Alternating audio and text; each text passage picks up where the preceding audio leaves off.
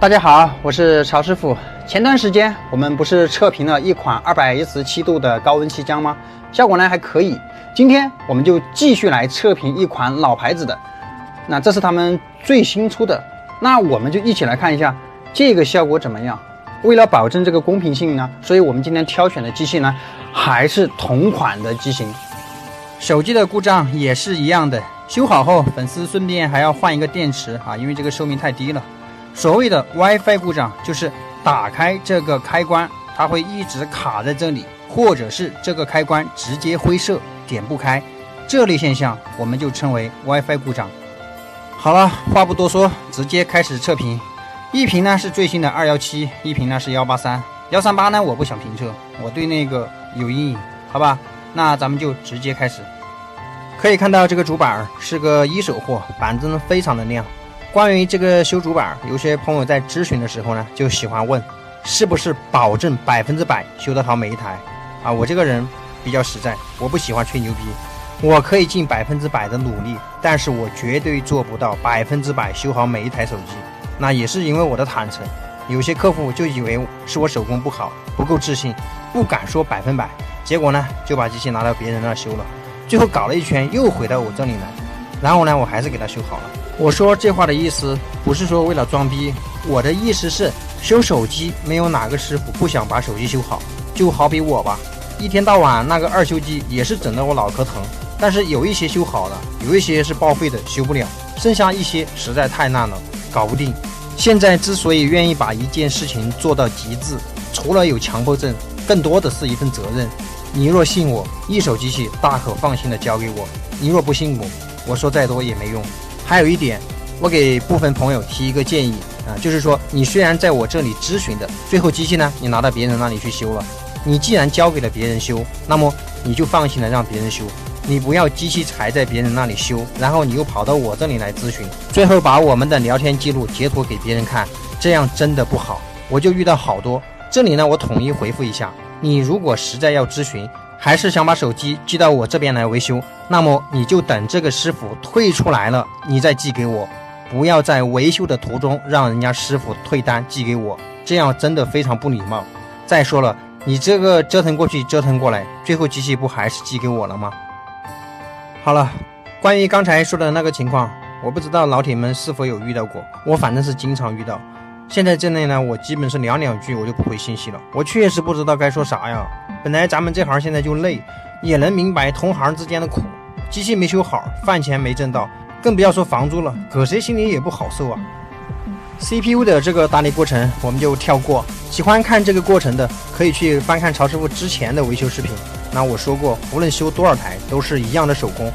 来看这个就是今天的主角啊，这是维修佬新出的217度。来，我们用刀片挑一点出来，在显微镜下面看一下它这个细腻度怎么样，顺便对比一下千柱的，我们来肉眼看一下它这个有没有差别啊。这款评测完后呢，后期曹师傅要是有时间有机会的话，我们再评测一下阿尔法的217度吸浆，看一下那个效果又怎么样。这个吸浆在显微镜下面放大了几十倍，可以看到呢，它这个配比还是不错的，那吸珠很细腻。我们从千柱的盒子里面挑一点出来进行对比，来仔细看哈，再用镊子给它稍微挑逗一下，你看是不是有种王老吉和加多宝的意思？它这个新配方是怎么来的，我是搞不懂，我也不研究这玩意儿，反正就是好用我就买，不好用我就不买。怎么调配的你别给我讲，你给我讲了我也搞不懂。它这个217度的高温吸也是要吹很久，这个锡才会融化，部分点还不容易上锡。看来高温吸都是一个尿性，难怪好多朋友都不喜欢用高温吸啊，都说有点操蛋，不好安装。芯片织完球后，用焊油给它稍微加热，做一下归位动作，这样的话吸珠会更加的圆润饱满。高温吸安装的时候对位好，一定要做到温度均匀。还有一点就是不要怕，高温吸确实要吹很久很久，吸点才会彻底融化。安装的时候呢，基本都是按分钟算，所以说你要准备用高温吸的话，心里要有个底。那常温吸就简单多了，我安装的时候基本都是按秒算。来看一下这个电流，你看按下开机键的时候稍微等个1秒钟，它就这样来回的摆动，那这个就是标准的上盖电流。同样道理，这个运行内存也是要吹很久很久才会彻底融化，之前我做千注测评的时候，我看评论区有一个帖子留言很独特，他说我是骗子，吹这么久才融化，那旁边的字库还有别的芯片啥的，不早就报稀了吗？这样即使把 CPU 装上去了，又有何用？哎，这话说的，我该如何反驳他呢？你听我狡辩啊，不是，你听我解释。要不改天我专门做一期视频，不做任何的快进。我们来看一下安装一个高温吸 CPU 究竟要多少时间，吸珠才会彻底融化，然后做归位动作。OK， 安装完成，我们再按开机键，这时候只需要看一下它这个电流能不能过500就行了。OK， 允许曹师傅抽一下美，看一下我修完的主板漂不漂亮。最后呢，把主板装好，功能全部测试一遍，然后我来做一个总结。维修佬现在这个新款的217度高温吸，使用起来呢和我平时那些呢没区别，不清楚是不是同样的配方，只是吸浆名字不同厂家而已，还是怎么的。我呢比较中意217度的高温吸，我也是基本都是用217度的高温吸啊，这个使用频率是最高的，可以说呢超过90%了。这款吸浆呢，我自我感觉评测通过，值得推荐。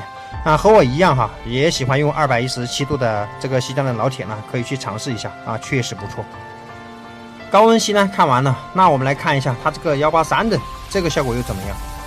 CPU 呢我就不单独再拿一台机器装了，我个人呢喜欢用217，我不喜欢用183。但是呢我们可以看一下它这个183的细腻度怎么样。我呢就随便挑一点出来，用风枪吹一下，你们自己来看一下它的这个成珠的效果。